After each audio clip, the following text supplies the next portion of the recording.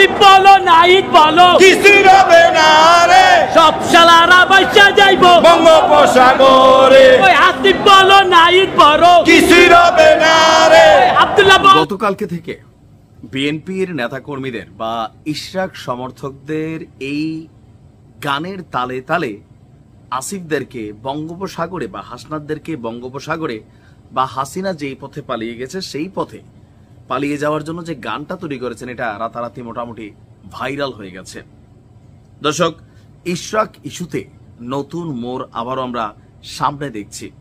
তবে পরিবেশ পরিস্থিতি যতটুকু সামনে আসছে মনে হয় না যে ইশরাকের কপালে এই মেয়র পদটা আদৌ আছে অথবা শপথ গ্রহণ করতে পারবেন। গতকালকে আপনার বিএনপি নেতা ইশরাককে তার মেয়র পদের শপথ নেওয়ার দাবিতে আবারও নগর ভবন চত্বরে অবস্থান নিয়েছিলেন তার সমর্থকরা। মূল ফটক সহ সবখানে তালা ঝুলিয়ে দেওয়ায় বন্ধ হয়ে গেছে নাগরিক সেবা। গুড়ি গুড়ি বৃষ্টিকে উপেক্ষা করে ইশরাকের সমর্থকরা সেখানে কি বলা হয় যে এক হয়েছেন এবং বলছেন যে ইশরাক ভাই ভয় নাই, রাজপথ ছাড়ি নাই, শপথ নিয়ে টালবাহানা মানব না, এগিয়ে চলো, আমরা আছি তোমার কাছে, তোমার সাথে।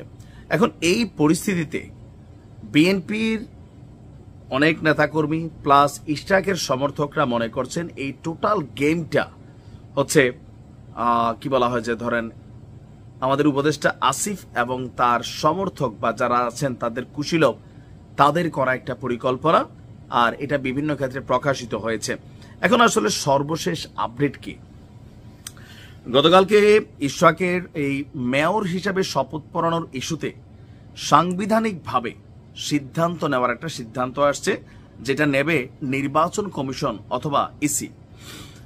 আর গতকালকে এই রায় দিয়েছেন প্রধান বিচারপতি ডক্টর সৈয়দ রেফাত আহমেদের নেতৃত্বাধীন 7 বিচারপতির যে পূর্ণাঙ্গ আপিল বেঞ্চ আছে, একই সঙ্গে পর্যবেক্ষণ সহ আপিল নিষ্পত্তি করা হয়।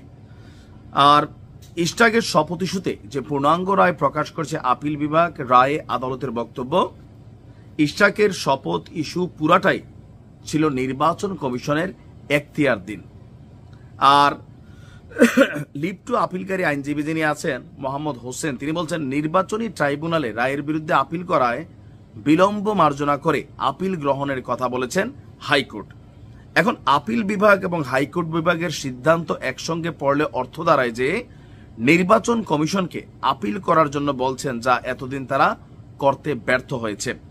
পর্যবেক্ষণে ইসিকে দায়িত্ব দেওয়া হয়েছে, ফলে ইসিকে আপিল করতে বাধ্য, তা না হলে আইনগত পদক্ষেপ নেওয়া হবে। মোটা বাংলায় যদি আমরা বলি, ইশরাক আসলে শপথ পড়তে পারবেন না।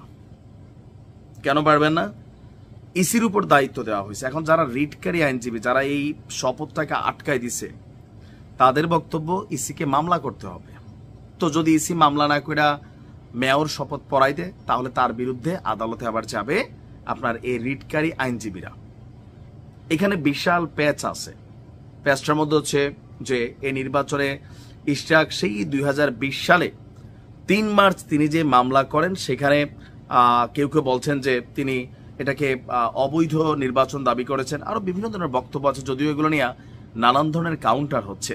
তবে সকল ক্ষোভ গিয়া পড়তেছে এনসিপির উপর, উপদেষ্টাদের উপর, নাহিদের উপর, হাসনাত আব্দুল্লাহর উপর, বাকিদের উপর, এমনকি তাদেরকে প্রকাশ্যে বঙ্গোপসাগরে ভাসিয়ে দেওয়ার কথাও বলা হচ্ছে। আর এই কনফ্লিক্টগুলো আগামী জাতীয় নির্বাচনে ডক্টর ইউনূসের সাথেই ঘটবে। এবং কি ধরেন এই ইস্যুতে নির্বাচন কমিশনের উপর আস্থা হারিয়েছে এনসিপি, তারাও কিন্তু সমাবেশ করেছে। তো সবকিছু মিলিয়ে আমরা যদি বুঝতে পারি ইশরাকের শপথ এখন হচ্ছে না, এটা নিশ্চিত থাকেন। দেখা যাক।